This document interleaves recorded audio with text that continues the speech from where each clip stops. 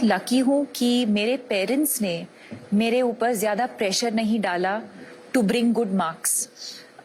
तो मैं पेरेंट्स को भी कहना चाहूँगी कि आप अपने बच्चों का जो पोटेंशियल है उसको रियलाइज करना बहुत जरूरी है। May be their interest lies in something else and that is also okay. कमाल की बात बताइए, एक्स्ट्रा करिकुलर एक्टिविटीज कितनी क्रिटिकल है।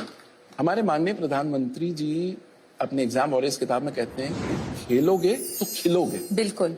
तो ये खेल का जो है रोल आपकी पर्सनालिटी में भी कैसे आना शुरू हुआ? आपने कब रियलाइज किया कि it is helping you Bloom?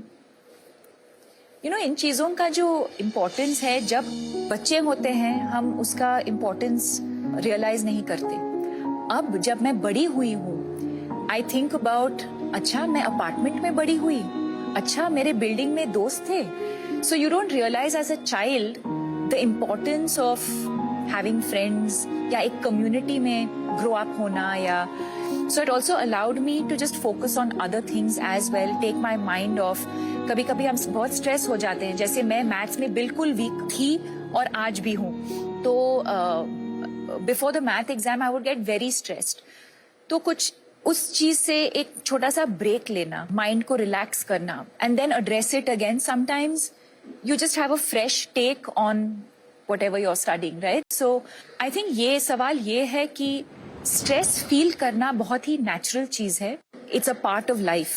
How we handle the stress, I think is the important thing. आज इस प्लेटफॉर्म पे मैं ये भी कहना चाहूंगी कि पेशेंस रखना बहुत जरूरी है related to your exams. Exam के रिजल्ट्स हो या एग्जाम की जो प्रेपरेशन है।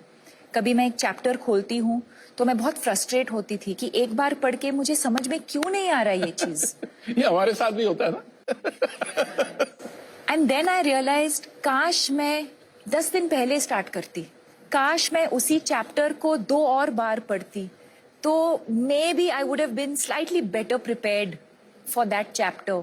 और फिर तब बुरा लगता है जब मैं एग्जाम में जाके उसी चैप्टर पे एक सवाल आता है एंड आई एम लाइक अरे यार, काश मैं और थोड़ा प्रिपेयर करती एंड नॉट लास्ट मिनट, काश मैं थोड़ा पहले से प्रिपेयर करती। But at the same time patience is an extremely important virtue. I think you can only do what is in your control. हम prepare कर सकते हैं, we can sleep well, we can hydrate well, हम exercise करेंगे, हम meditation करेंगे। तो अब दीपिका बात करते हैं उस मोमेंट की जब आपको ये रियलाइज हुआ कि शायद मुझे डिप्रेशन।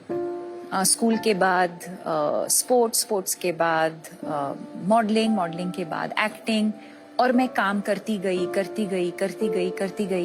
और एक दिन ऐसे आया 2014 में जी। जब एक दिन मैं बेहोश हो गई और कुछ दिनों के बाद रियलाइज हुआ कि मुझे डिप्रेशन हुआ था। एक डिप्रेशन एक ऐसी चीज है जो हम देख नहीं सकते, एक बहुत ही इनविजिबल चीज है। हो सकता है अभी कि हमारे बीच कुछ लोग हैं जो एंजाइटी फील कर रहे हैं या डिप्रेशन फील कर रहे हैं और हमको पता भी नहीं चलेगा, बिकॉज ऊपर से मैं स्माइल कर रही हूँ, मैं सबके साथ हाय हेलो बोल रही हूँ। और ये आपने किसी से शेयर किया? बहुत टाइम के लिए मैंने किसी के साथ शेयर नहीं किया क्योंकि मैं अकेली रहती थी तब बॉम्बे में। और फिर मेरी मम्मी आई थी बॉम्बे मुझे मिलने और कुछ हफ्ते वो मेरे साथ रह रही थी। और जिस दिन वो लोग जा रहे थे वापस बैंगलोर तो मैं रोने लगी। तो उन्होंने कहा क्या हुआ, किसी ने कुछ कहा, कुछ काम पे कुछ हुआ? एंड आई सेड नहीं, I don't know what this is, I am just feeling completely helpless and hopeless एंड मुझे जीना ही नहीं है अब।